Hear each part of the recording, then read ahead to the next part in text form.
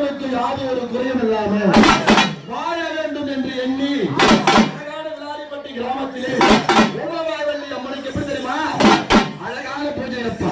இந்த முப்பெரும் பூஜையிலே முழு முதல் கடவுளான விநாயக பெருமாள், முழு முதல் கடவுள் விநாயக பெருமாள், மூசிக வாங்குவது முப்பெரும் தெய்வம், தாய்க்கோ தலைப்பிள்ளை, நமக்கோ முதல் பிள்ளை, இந்த ஆலயத்திற்கோ மூத்த பிள்ளை.